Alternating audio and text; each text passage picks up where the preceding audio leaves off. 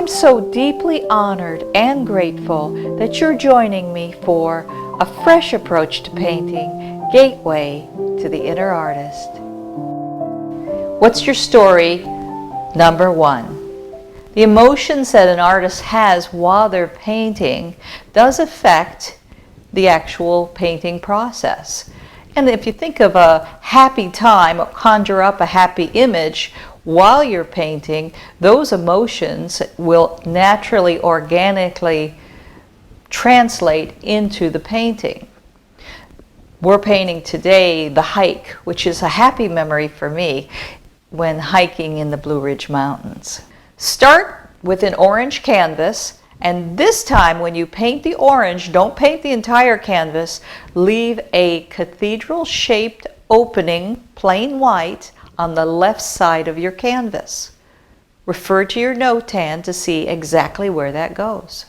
Rough in where our trees will go. Now I use transparent raw sienna, with water. But if you feel that when you're making marks or you're placing the tree on the rough canvas, that maybe it's not going on easy enough for you, and that's a personal decision, you can use Flow Aid. This Flow Aid is a product made by Liquitex, and it'll actually make your paint more consistent. But be careful, or more consistent and fluid, but be careful in using too much of this, because on the bottle, if it says the word additive, that means it's going to break down the molecular structure of your paint. So in simple terms, don't use too much of it, because it's going to change the consistency of your paint, and it'll also change the color of your paint. But since we're using it for roughing in the background of our scene, then we can use a little bit of that if need be. I'm using a 20 by 20 canvas that is made of cotton duck. I've painted this on linen just because I enjoy that smooth surface in painting the trees. If you can't find a linen canvas and you want to use a duck canvas as well, then refer back to your setup video on how to prepare a canvas. We use gesso and a sanding block. So we'll start by roughing in the trees, and in this painting we have a nice large tree. Now it's larger on the bottom, and then it gets thinner as we go up.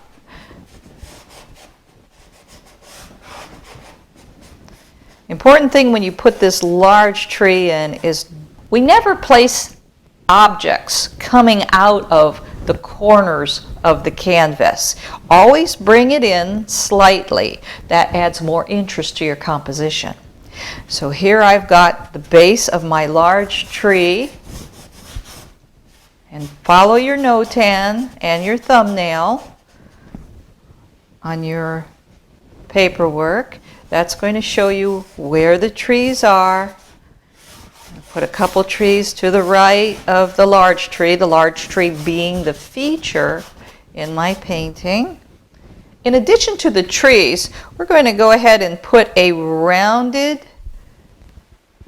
curve that enters this white cathedral area. Now that is going to be the base of where my trees come out of. Now, let me show you here how to do that. So we've got a large tree, and then we make a progression of smaller trees, and as they get smaller and smaller, they move into that white area. They're starting at the curve. Now I'm going to just make the base of those trees just a little bit bigger than the tops of the trees.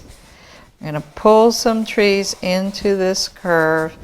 Now I'm going to put some tiny little trees right here. I know this doesn't look like much right now, but it will all come together. So now you see how that curve gave you the angle of the trees in a very, very simple, easy way. You didn't have to measure it out. You didn't have to draw in a grid. These are just simple, simple tips on how to make your painting work. So I'm keeping my emotions in check even while I'm roughing in the trees and the bushes. I'm thinking of this open area and that wonderful hike that I took in the Blue Ridge Mountains. That emotion is going to organically translate into my mark making even at this early stage and give me a happy result. So I'm finish putting the trees in. Now I'm going to move over to this left side of the canvas and I'm going to rough in my bushes. Now bushes don't have the straight lines that the trees have on this side, and I'm placing my bushes where they need to be to give me an idea of placement. I will have a couple trees coming right out of the top, and notice that I take these trees right off the top of the canvas. I'm going to add some branches, and the important point on this tree, this large tree, is that it comes over that opening area, that cathedral white shape that I have in my canvas. That's going to be my focal point, my big tree. And so I want that big tree to take the viewer's eye from the right side of the canvas to the left.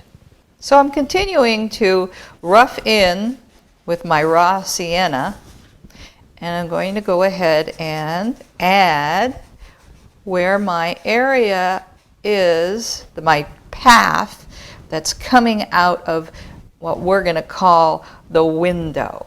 So this cathedral-shaped window is my opening in the forest where the sun shines from.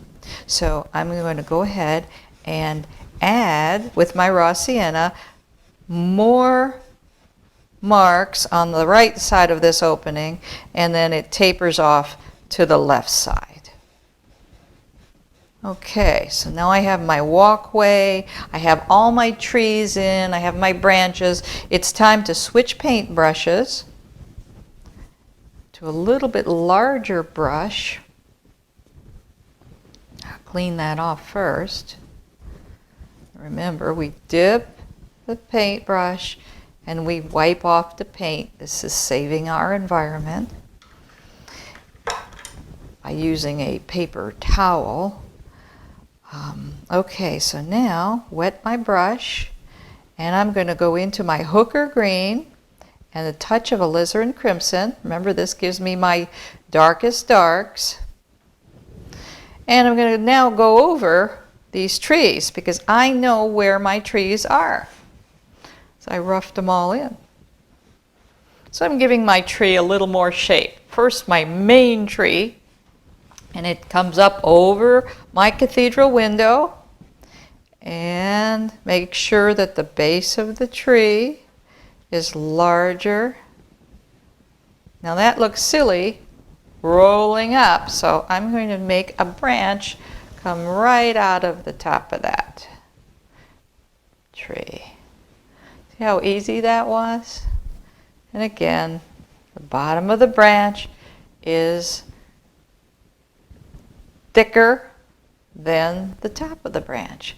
So I'm just going to now move through adding my trees. I know exactly where they are. And I'm going to.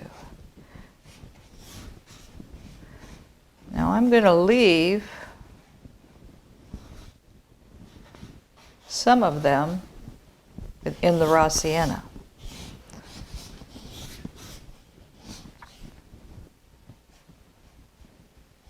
These trees are in the background. They don't quite go down to the bottom. Notice that the big tree comes straight off the end of the canvas, but these trees in the background stop short. And then the trees in just keep moving towards the light. Move towards the light. Okay.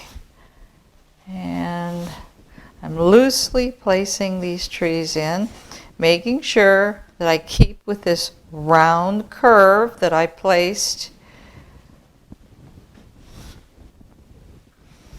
Most of the time, you cover over all the raw sienna, but in this particular painting, we are not doing that.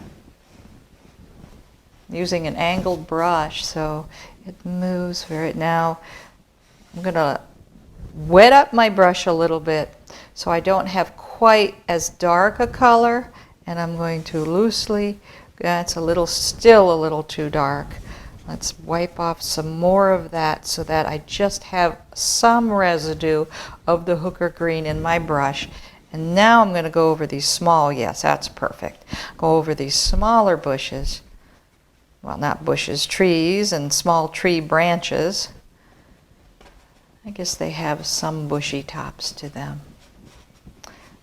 Now, move over to from right to left. So the tree branches I'm going to make this one go straight up, and then I'm going to, with the angle brushes make this so easy to make branches. You just run the tree up and then pull a branch from that main area of the tree. Let me show you on a little bigger branch.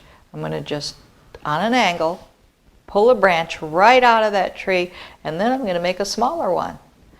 And so here we go again, like that and like that. And continue over the entire canvas. And place your branches coming out of the tree trunks.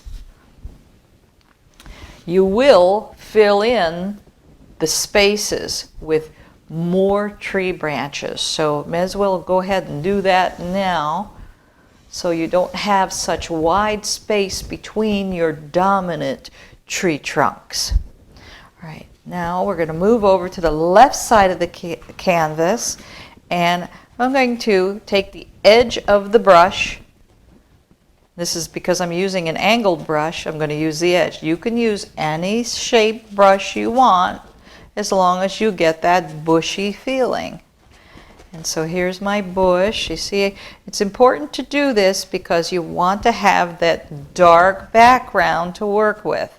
So I'm leaving spaces. I'm placing my bush. Okay, there's my bush. Now I'm going to drop down, leave some open area where the sky is peering through, and I'm going to make another part of the bush. Now I don't want my bush going straight up and down. I want it to have some character, so I'm going to have it come over into this white area. I'll do that with the top so our bush has some character. Just pull these lines that we originally made right through those dark spots and take them right up off the canvas until we're completely done in this area. Make the base of the tree branch or bush. It's a bush, but we have straight areas, we have some rounded areas. This is all going to add interest to your forest. Okay, and these bases all curve to the right. They're curving to where the light's coming from. And notice the shape of your canvas. You have some nice round movement. The viewer's eye is being taken from right to left, and both sides are, with the dark background, are pulling the viewer's eye up to the top in a triangular shape, or like my cathedral window. So with some white on my brush, I am going to paint over the opening in the woods.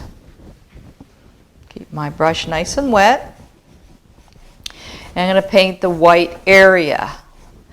This way there's paint on my canvas. Now I prepped my canvas, so I actually have just gesso in this white area. I'm going to paint over my transparent trees. This is actually pushing those trees back and giving my depth. got my dark trees on the outside. Now these light trees are in the distance. By painting a wash of white over them, I'm making this whole middle area, pushing it way back into the woods. I'm also being careful to start removing the harsh edges where the white stops and the orange begins. Just that little action smooths it out enough to give me exactly what I'm looking for. Now I'm going to add a little yellow to my brush. White and yellow, not too much yellow. If you get too much on your brush, just get some more white on it. And I'm going to blend in, oh, still too much, so let me wipe that off. See, it happens to me too. All right, now let me just tap that, yeah. A little bit of yellow. So now the middle area is white.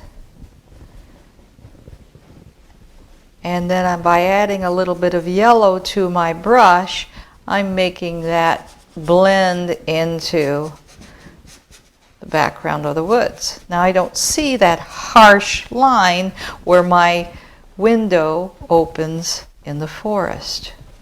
It's almost turning into a door, isn't it? So you see the yellow.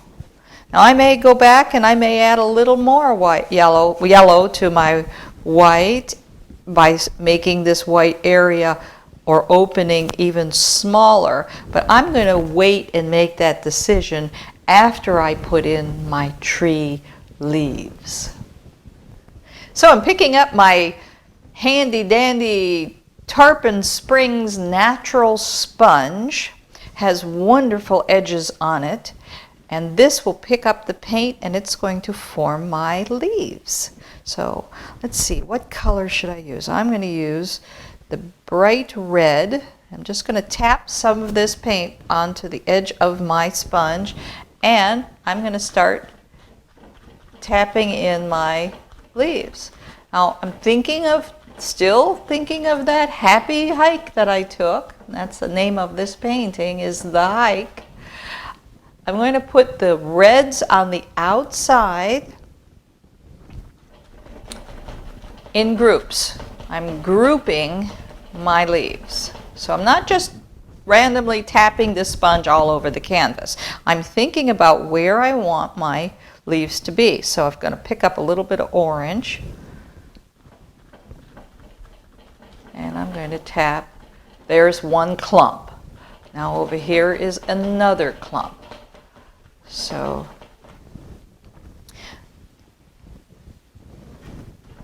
even though this is red, this is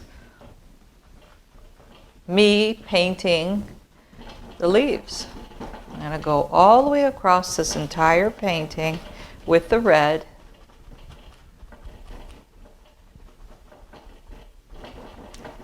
But keeping in mind that I'm doing groupings of leaves. And when I'm done with that red on the outside, I'm going to add a little yellow, Indian yellow, to my orange. And I'm going to, as I come in, I'm covering over edges of these red leaves. This is where the sun is peering through the leaves. So now you're seeing the forest start to take shape.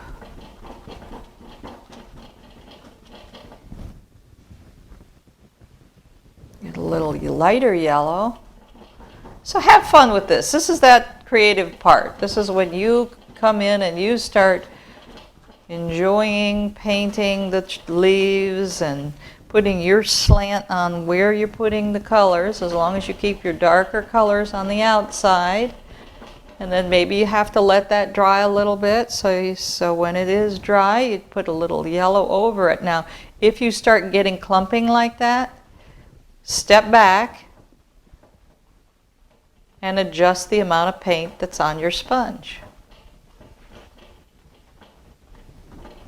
So we'll go all over this entire painting using the colors that we have on our palette, which are reds and oranges and yellows.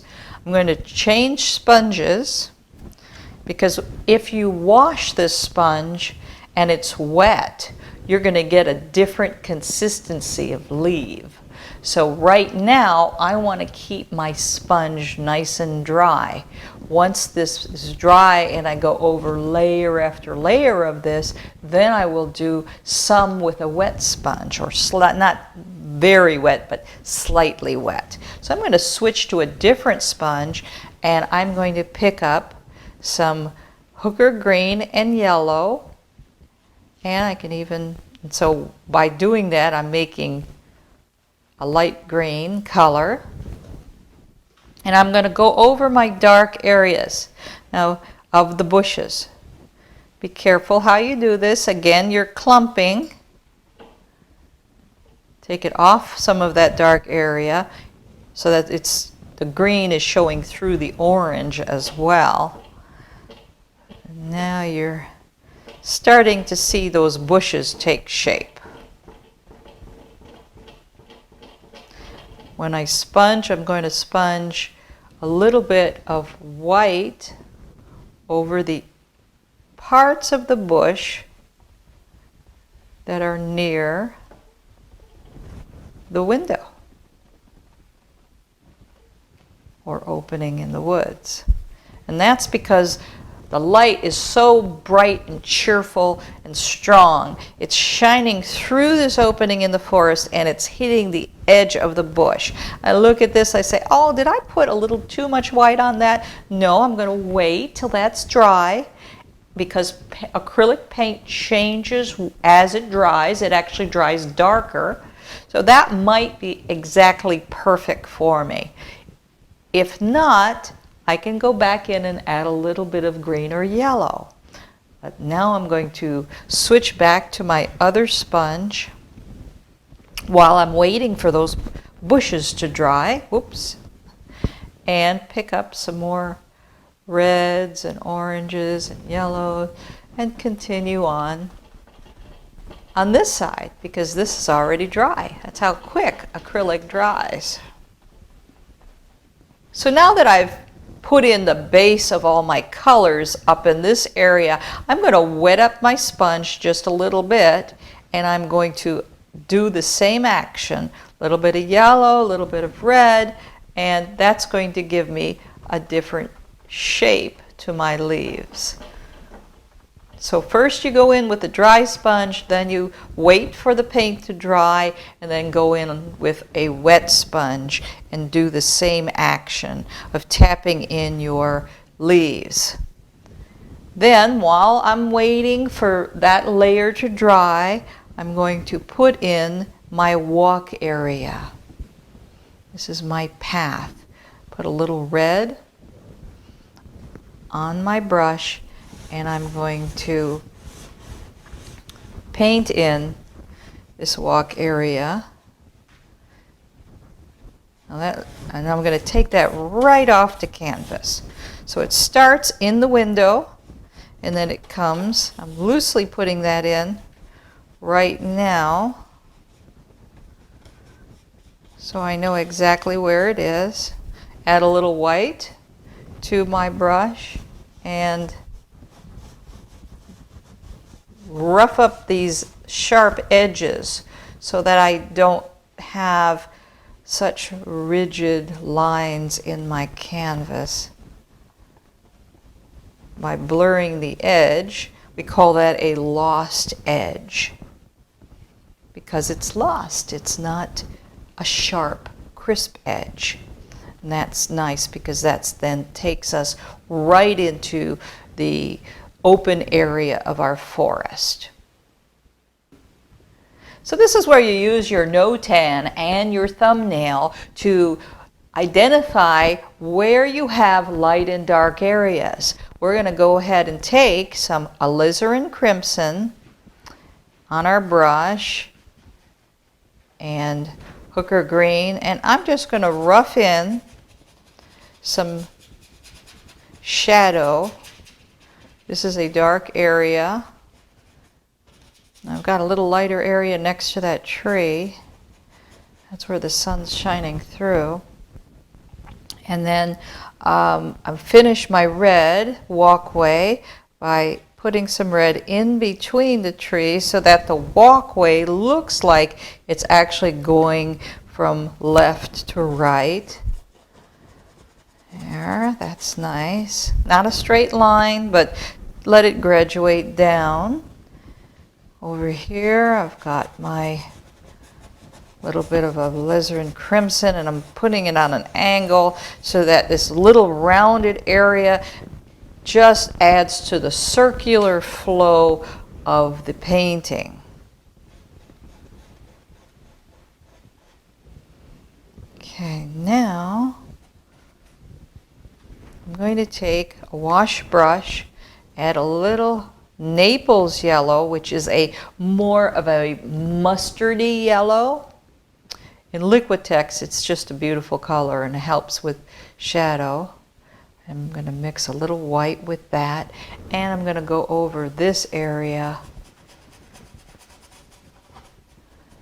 I want to make my opening into the forest smaller. I've made that decision, and this is where you have your creative side coming out, and you say, well, I want to do that. So I'm going to cut off some of this white area by using my Naples yellow and white. And I'm also blending the difference between the white and the yellow that we had before. I can actually go right over some of those trees with what's on my brush, and the minute I do that, it pushes them back into the forest. At this point, I'm going to put a little more water on my brush, and I'm going to take this sun and move it right up to the tree.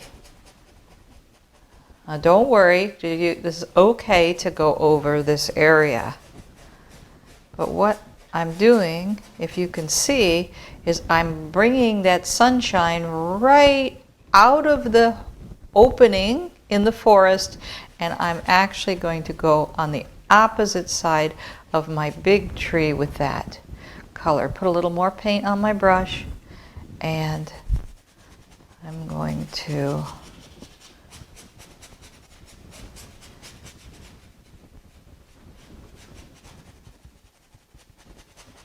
cover over some of that red.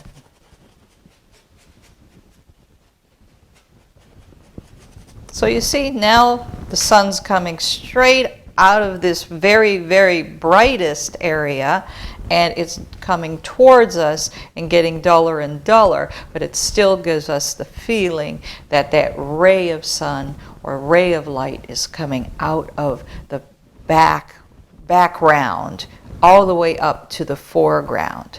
I'm going to change brushes to another watercolor brush, but this watercolor brush comes to a point. The great thing about this is when it's wet, it's nice and soft. I can dip it into the green I made from the yellow and Hooker's green, or even another green that you might want to put on your palette that just looks like a tree green.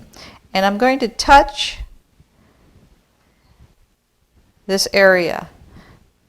Now, I'm not going to do it on an angle. I'm going to keep my brush straight, horizontal.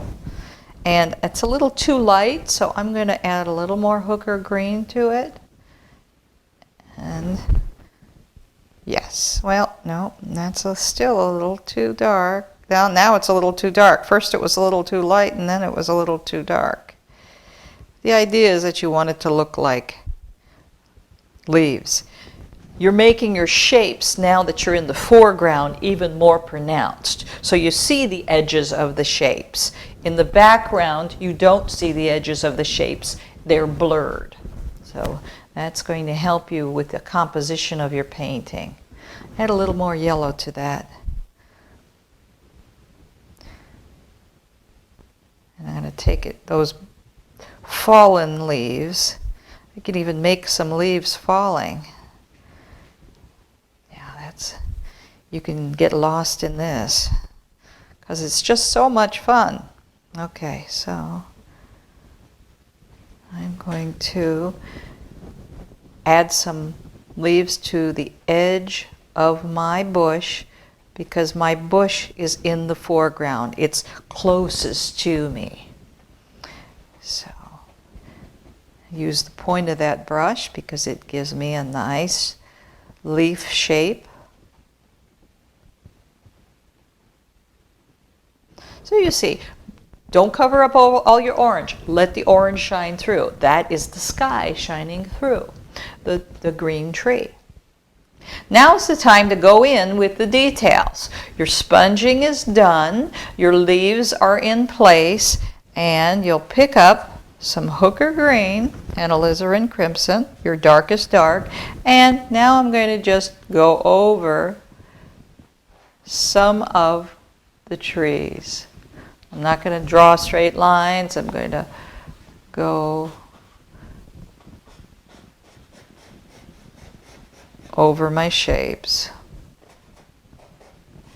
And by doing this, it looks like the tree branches are peering through the leaves. So go over your entire painting like this, especially your big tree. This is where you want to put in your big tree, make it fill in areas, give it some shape, put in some raw sienna on your tree. That's going to give, and move your brush horizontally across your tree. It'll give it some interest. If you get a little too much, don't worry about it. Just take some hooker green and alizarin crimson and go over that area again until you're satisfied. Again, this is your creative self putting your personality into the painting. Always keeping in mind, I'm still on my hike, and by thinking of keeping my emotions in check and in a happy place, imagining where I was when I was hiking through the woods, it just naturally and organically will change the mark making that I'm doing and give my painting some more interest. The emotional state of an artist is important to the finished product. And now you see how that has made the trees stand out? I can then go over it again with my sponge. So you've learned to paint a painting while paying attention to your emotions. An excellent exercise would be to paint this exact same painting when your emotions have changed, like when you're happy, when you're sad, when you're in drama, and see how that affects your painting.